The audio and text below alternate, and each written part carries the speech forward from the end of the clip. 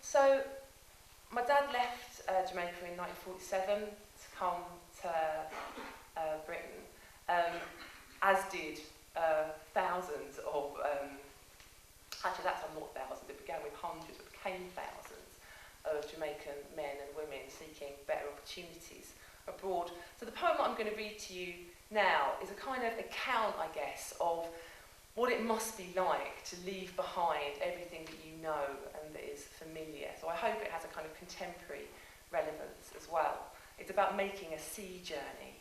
But really what I have in mind are all the kind of incredibly sort of difficult and painful negotiations that come with leaving, and then what it must be like to arrive somewhere where perhaps your expectations of the place don't chime with the reality of that place.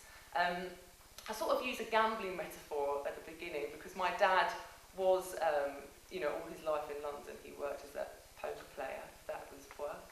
And certainly he was doing that before he left for England as well. But on the passenger list for the ship he travelled on, he rather imaginatively calls himself a clerk, which I think quite legitimises himself. The poem is a glossa, which means that it's a four-stanza form, and the last line of each stanza is taken from a quatrain from another poem by another poet. So perhaps you'll hear those lines being repeated. I'll read them to you now. They're from a poem called The Waking by Theodore Recchi. And the lines are, "This shaking keeps me steady, I should know. What falls away is always and is near. I wake to sleep and take my waking slow. I learn by going where I have to go." What I know. At night, you find me at the oil lamp, dice in hand. I say to myself, if I throw a pair of fives, I'll give up this life. The hot, slow days of hurricanes, sweet reek of banana rot, black fruit on the vine. I want another hand of chances.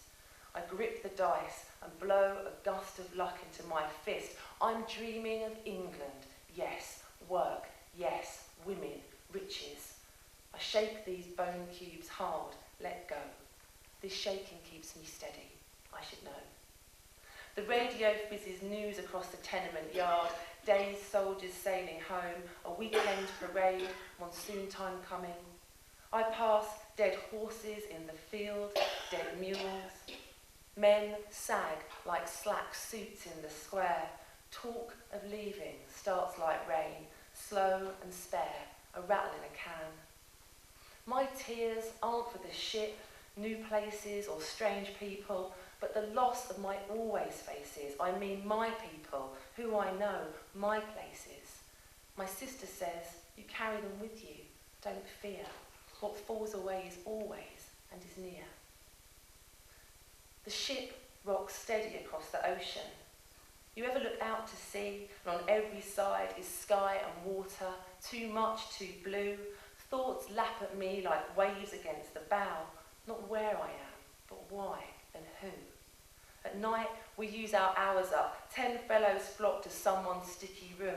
I roll my dice or deal Buscemi, brag pontoon. We go till dawn, a huddle at the lamp turned low. I wake to sleep and take my waking slow.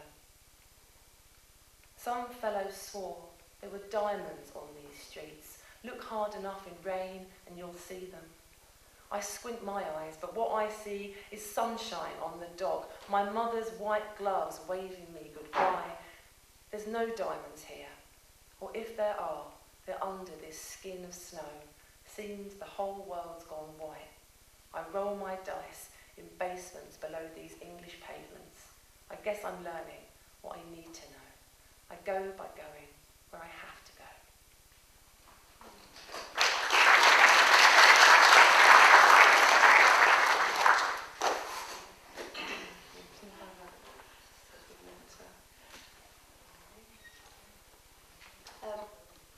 I've been writing a series of poems, and some of them are in this new collection in a form which may or may not be my own invention. I haven't seen any other poems like it, but that doesn't mean that it's brand new.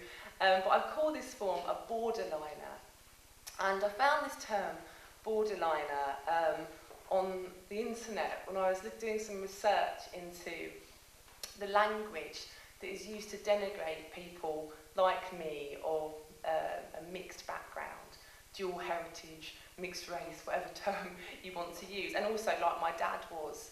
And borderliner is a term that I've found is a derogatory term for someone who's mixed race, essentially. And I started thinking, it's so interesting, this idea about being on the border, because to me, I think to be from that kind of background means that you can look in all directions, perhaps, you know, and I think I wouldn't have had it any other way, I suppose. But I also began to think about how these borders are policed. So in terms of like race, transgression across races is policed by this kind of language. And also border transgressions, geographical border crossings are also policed, as we know, and increasingly so in the modern world. So I've written in this form that essentially mashes two poems together, one in bold and one in non-bold, and there's a kind of porous border between them so that you can read across the line as well as the whole lines of two poems, as well as the single poems in columns. I'm sort of wanting to show you, but you won't be able to see it all from here. But there's one poem here and one poem here, and a porous border between them. So I thought, if you'll permit me, that I'll read you both poems and then read them across to perhaps hear some of the kind of new meanings that maybe come out in the borderliner. So I'll begin. The first poem is about geographical border crossing, and the second poem is about racial transgression and that kind of crossing. Borderliner. I'm skirting the bold lines of the map, neither here nor there, but home in the border places. Tijuana, where rich American boys slam tequila or control drugs, or down the fence where a veiled woman clutches her baby in the thin shadows, always waiting to cross. I've always loved sea swimming, but sometimes these waves carry makeshift rafts bobbing empty of their cargo, the seabed crossed hatch with bones. But there were times when these borders had no barbed wire, and even now, not all borders are so hard. There are places nobody cares to pass. Think of that frozen mountain trail where only a tin sign tells one snowy Nordic edge from another, or miles of rough green marchlands where I have wandered for days. That I'm home on the border doesn't mean I don't think about who took the world and carved it up. And then the other poem. Borderliner might mean white girl with corkscrew hair, or brown girl with flat hair, slipping from one side to the other, always looking for the right light, passing, hoping the old world didn't catch her up, a good day or hey girl in the wrong hotel or store, some fool too loud, not seeing the signs. That kind of stuff could put you back in chains or end with the blade. But ever notice how green eyes and yellow skin look so good, how some faces have no borders, no fixed abode. You can sketch a pretty rainbow diagram or use faux scientific words to classify slang relating to nation states or chocolate bars or animals, mongrel or mule. But I say it's only when you're standing on the border that you are free to look both ways. And now I'll read across. I'm skirting the bold lines of the map. Borderliner might mean white girl neither here nor there, but home in the border places with corkscrew hair. Tijuana, where rich American boys slam tequila, or brown girls with flat hair, or control drugs, or down the fence, slipping from one side to the other, a veiled woman clutches her baby, always looking for the right light in the thin shadows, passing, hoping the old world wouldn't catch her up. I've always loved sea swimming, some fall too loud, not seeing the signs, but sometimes these waves carry the kind of stuff that could put you back in makeshift rafts, bobbing empty of their cargo, or end with the blade, the seabed. But ever notice how green eyes and yellow skin, crossed hatch with bones, look so good, how some faces have no borders? There were times when these borders had no fixed abode. You can sketch no barbed wire, and now not all borders are a pretty rainbow diagram. There are places nobody cares to pass or use faux scientific words. Think of that frozen mountain trail where only a tin sign classifies, or slang tells one Nordic edge from another, or miles relating to nation-states of rush green marchlands, chocolate bars or animals, Mongol or mule.